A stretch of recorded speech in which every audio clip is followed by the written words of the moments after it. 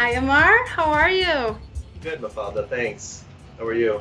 I'm good too, especially in your company. My name is Mafalda, as you already know, and I'm here to represent Meetsales, which is a sales and brand management agency that takes pride in working alongside some of the best luxury interior design brands in the world.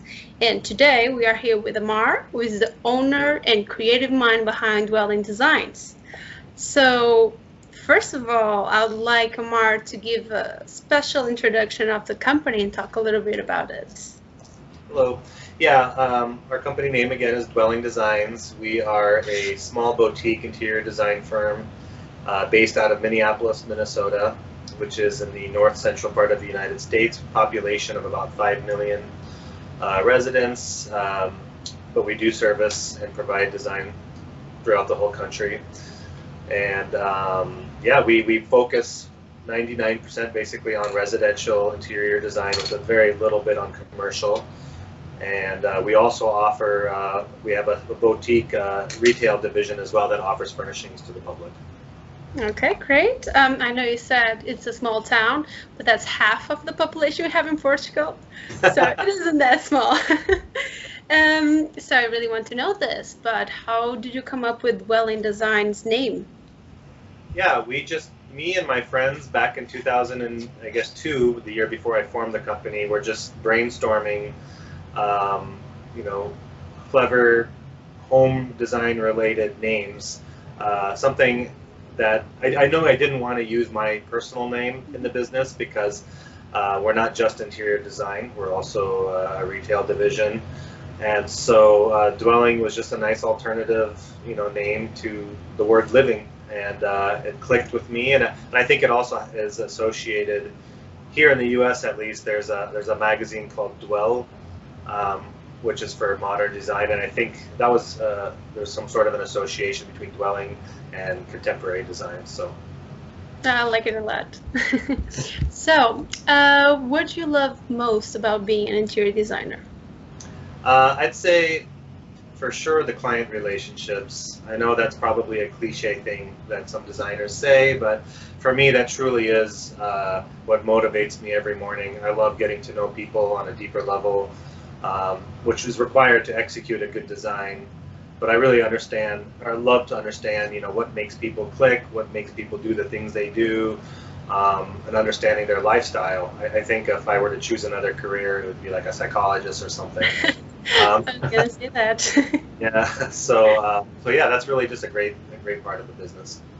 Okay, that's very interesting because I know how clients can be complicated sometimes because sometimes Yep. they don't even know what they want. So it's hard to Like, understand what they want. Okay, perfect. And regarding click, when did you get that click that you want to have your own company instead of working for someone else?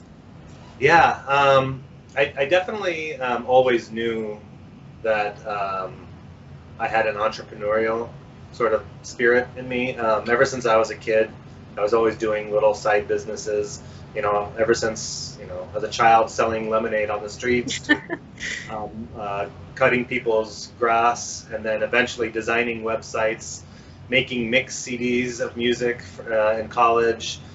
But the real way I learned was I did work for, after I graduated from university, I did spend about 3 years in a corporate environment. And that was really the best way to learn that I wanted to work for myself. And working for someone else, as a creative individual, it can be very restrictive in getting to express and create the things I want to create. And so at some point, I just knew I wanted to branch out. So.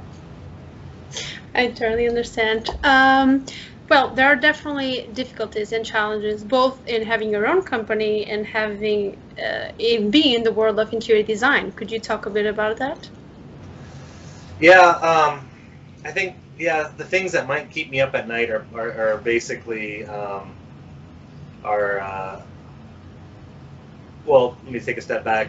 We are responsible and accountable for probably the most important possession of people, which is their homes. Um, we're not just selling furniture, but we're designing entire homes. We're involved in the construction of brand new homes. And sometimes there's freight damage, as you know. Sometimes there's delays that can hold up an entire project and people can't move into their homes when that happens. Basically, a lot of things that are outside of our control. And like I said, homes are the most important possession of most people. It's their sanctuary, and so there's a lot of responsibility that gets involved with that. Not just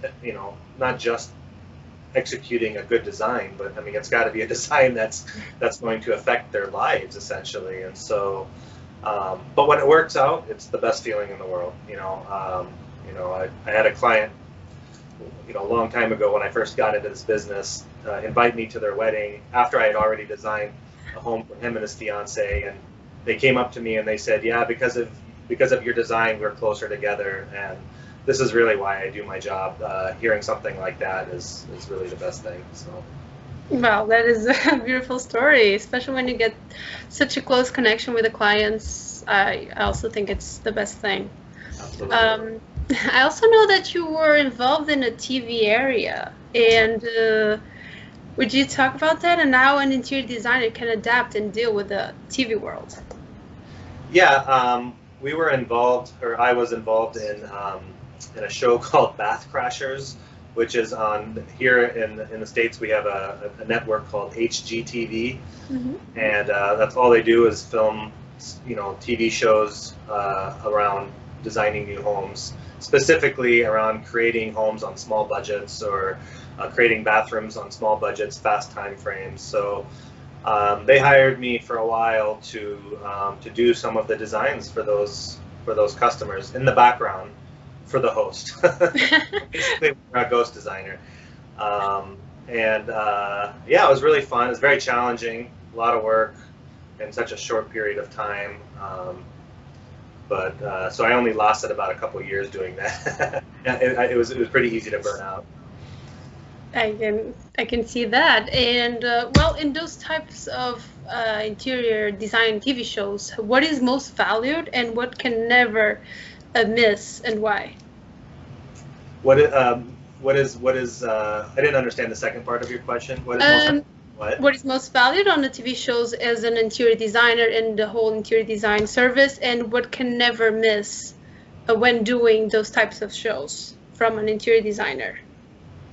If I'm understanding the question correctly, I would say that there are some realistic and unrealistic components to these shows.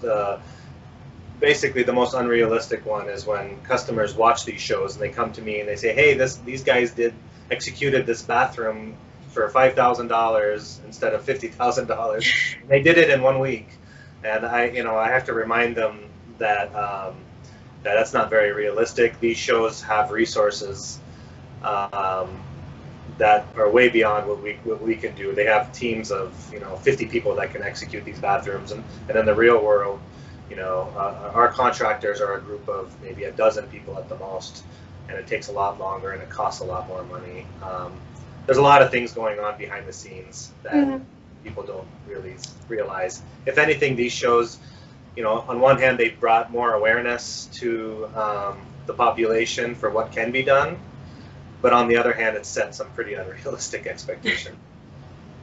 I see. So clients look at it and they see how easy it looks and how quick they do it and how perfect it looks in a small budget, and I think that can be reproduced at the same quality, but it's not the reality. Right. Well, I also know that you have traveled and have worked in other places, and I wanted to know, what was your favorite country or region to work in and why? Yeah, we're doing a number of projects in California, mostly in a city called Palm Springs, which is in the desert. It's a getaway area for a lot of the Los Angeles residents, but more and more people from all around the world are buying second and third homes over there. And this is I've decided it's my favorite place to do design. People for two reasons. One, when people buy a second or third home, they're more willing to take risks for the design. They're not going to be living there 24/7, so they can have a little bit more fun. And California, on top of that, is known for having more fun with their interiors as well. So we really get to do some different things, branch out of our comfort zone. so I always look forward to heading over there to do some projects.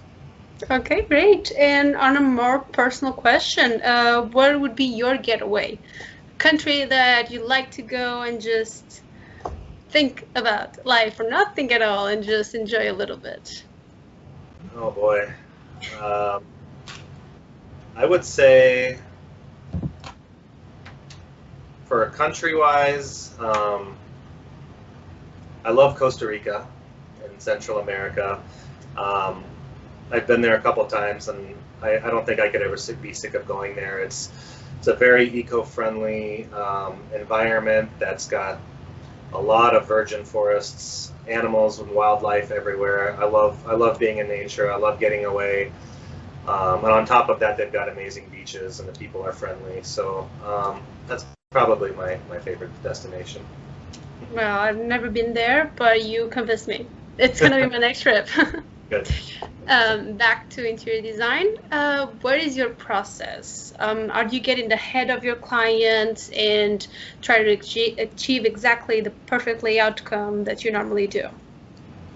I think, my process is basically just being myself and letting an organic and natural relationship form by getting to know them outside of design, not just talking about design. And I'm not talking about being like best friends with my clients. It's still a professional relationship, but just simply having conversations and asking questions about the small details. Not like what is your favorite color, but more like, what are your hobbies? Do you get bored easily? And what bores you? What are you afraid of? Those kinds of things. Those can help determine how risky we can get in the design. Whether we can do a bold color on a wall or whether we need to keep it neutral. So yeah, just a lot of questions and getting to know them over a few meetings. Wow, that is an amazing tip. I haven't thought about that because it's true. How you know the person can really affect the design. And if someone doesn't like or gets bored easily, if he's going to look at the same pattern, he's going to get tired of the house. Exactly. So I Yep, definitely exactly. understand. And when you design the spaces, what do you prioritize? Always the function. I mean, we of course want to have the most beautiful spaces we can, but it does no good if the customer can't use it well. So function is always number one. And now I know that you probably have your own style, professional style, and I want to know if your own home reflects that style. Yeah, I think most definitely. Um, I my personal style is very minimal and modern, uh, and a little bit more masculine of an interior design, and so um, I definitely attempted to execute that for my own personal home, and I love it. I love living in the space that I do, and um, I am not bored of it yet. So, and I get bored easily, so I think I did a good job. Okay, perfect. And well, the same way that you like a modern, minimalist, masculine style, do you have a style that you don't like or that you wouldn't see yourself working with? Yes, I would say what I don't like is designs that are sort of stuck. Okay, hold on one second. Um, Sorry about that. No problem. I'll start over. Yeah, what I don't like doing are designs that are sort of stuck in a certain time period. You know what I mean? So like, I don't like. I like to stay current or looking ahead. I don't like looking in the past. So I've got some customers, for example, that have asked me to create a mid-century design that is their home is going to look like it's stuck in the 1950s or something like that. I don't do those. I actually say no and walk away politely because it just I don't know. It just feels weird making replicas like that. So I don't like themes either. Any kind of specific theme for a home. So I just like to just like to keep it personal to the clients. And if they say they want modern, then to me that just means they want you know designs that were created today are meant for tomorrow, but nothing in the past. So It's, past influence is it's okay though. I was gonna say, it's funny that you say that because we have a brand that is more mid-century themed, which is called Essential Home and delightful as well. But it does have a modern touch, so I think you'd like it. And I will introduce you the brand once All we're right. done with the interview. I believe Sounds it'll change your mind. Okay, perfect. And well, you've made a lot of projects, and over the last years, is there any project that holds a special place in your heart? Yeah, I mean, honestly, it's my own home. Designing for myself was the biggest challenge that I have ever faced by far. Um, why? Probably because I'm surrounded by amazing product and design all over the place. I work on awesome projects, and I'm also a perfectionist, and so trying to find something that's going to make me happy and work for my lifestyle was way more difficult than I ever expected, and I had to get help actually. I had to give up a few times and branch out. So, but in the end, I was really happy with how it came together, and like I said earlier, I'm still happy with it. It's been like 4 years now, so it's always Wow. easier to do projects for someone else. So, It's always hard to choose something for ourselves. yeah. You see that. Okay, now on to more dark theme, which is the pandemic that we're facing.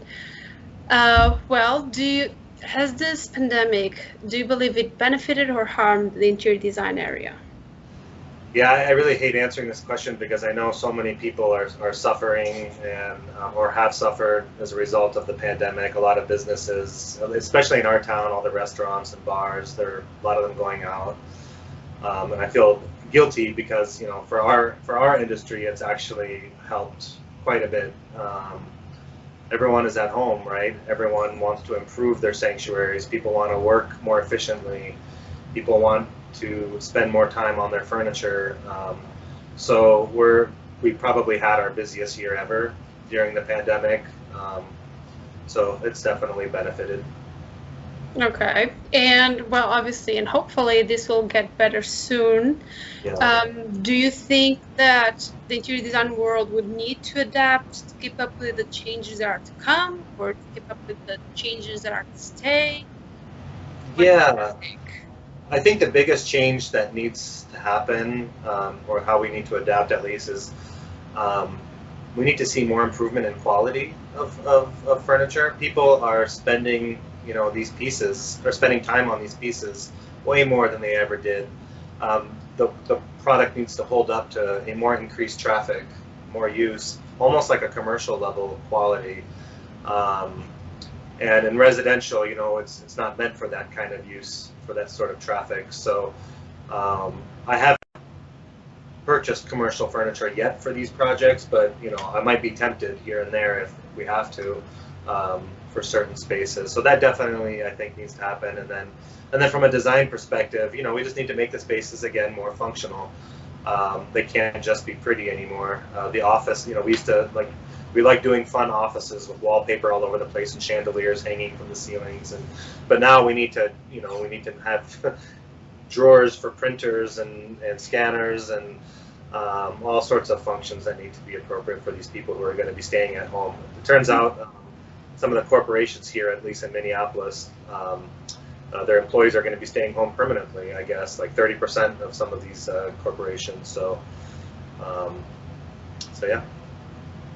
And let's say that everything gets better in a year and people start going out and life goes back to normal. Do you think that interior design will have to adapt again and start doing other projects? Do you think that residential projects will decrease? What do you think will happen if everything clears out again or go back to normal? Yeah, I mean, if everything does go back to normal, then I suppose we will probably start seeing more commercial design related requests, and but otherwise, I don't think from a design standpoint we'll see anything different. I think we'll just get maybe less demand for new construction remodels that are in rural areas. So, for example, here in Minnesota, we have a lot of beautiful uh, lakes and retreat areas for people to put cabins and things like that. And a lot of people during the pandemic bought homes out there to get away from the city. So because they have to work from home, might as well go somewhere more beautiful. And so we're seeing a lot of projects like that right now, and I'm sure that will decrease once the pandemic returns to normal. We'll start going back to urban environments and less rural environments. Like, for example, we do a lot of lofts and condos. That business is down during the pandemic because they're in the city, whereas second homes, rural areas, and the suburbs are up. Mm-hmm. Well, because of the pandemic, a lot of people had to start working remotely, and I believe an interior designer had to do at least half of it remotely. And how does the work of an interior designer look like, and is done in a remote situation? You know, I don't think a whole lot has changed for us. Most of our work is, you know, spent here in the office because of all the advancement in technology for drawing up designs, using 3D softwares, even shopping online with online catalogs. So we've always done that, and we continue to do that. One thing that we don't do that I miss is traveling for trade shows. You know, the trade shows like Milan, those are really our education. That's how we learn how to become better designers, honestly. And because I haven't gone personally to a trade show since pre-pandemic, and so we're less focused, I think, on the trends. You know, I don't even know if there are trends going on in terms of color and things like that. So I definitely miss that, and I look forward to getting back to that. But with all the supply that exists today, you know, with stores, decorators, showrooms, and the internet, you know, I think, you know, I think our resources are more limited, I guess, is what I'll say, for where we can get things. So the internet is quite huge, and there's a lot of supply to be found there, but visiting the local designer showrooms and things like that isn't happening right now. Yeah, because I would say social media help us to get in touch with the trends and what's happening, but it's always different than looking for ourselves personally and touching the fabric, the materials, and everything. And it's just Right. a different feeling. And what is next for your business? You know, like I said in the introductory, we're a very small company. We selectively take on a certain number of projects each year, so we don't overwhelm ourselves. We don't try and just get everything we possibly can and hire more designers and grow as a firm. I tried that once before. We used to have a lot more people here, and I didn't enjoy that. It took time away from being creative and having my time spent on the projects. Instead, I was spent managing a bunch of designers, and us designers are not easy to manage. So, you know, what's next, if anything, it's not so much to grow the company, but maybe improving our processes for projects that are out of the city, that are out of the state, that are in different regions. Right now, we just sort of apply the same process that we currently have for projects that are internal, and I think we can try and learn how to do the outside ones a little bit more efficiently. One thing I'm considering is opening a second office in California, since we have a lot of projects out there, and then having some assistance out there for those projects. So maybe that's next. That is a good next step. Yeah. This is exciting. Would you also consider doing hospitality or restoration projects? Or it's not your thing? It's not really my thing. We do them, you know, right now we're working on one. We do them every once in a while, but, you know, getting back to your first question about what I enjoy the most, it's those relationships. And when you're working on hospitality, you're not working one-on-one, you're working with the board of directors and the design committees, things like that. It's just, I don't know, it just doesn't fire me up as much as the residential projects do. I understand. Well, we know, and we're happy about that you already purchased Bravo, and we wanted to know why Bravo. Yeah, I mean it's pretty easy to answer. It's really a one of a kind company. There's nobody else out there that I know of, at least, that has as much depth and focus on the look, the Hollywood Regency glamour look, I guess, if you will. Um, the attention to detail, the refined construction with the very thin feminine lines. Those are very difficult to produce. Even if I wanted to try and have somebody locally make something similar to the designs Bravo have, it would never come out the way we wanted it to. They would be too bulky and things like that. So it's really a specialty line that has a very refined look that we love. Well, we have much more to show you, and I hope to do that. Because if you like Bravo, you're definitely gonna like Luxo, Boca do Lobo, and Social Home. I really think it's gonna be your style, but we'll get to that.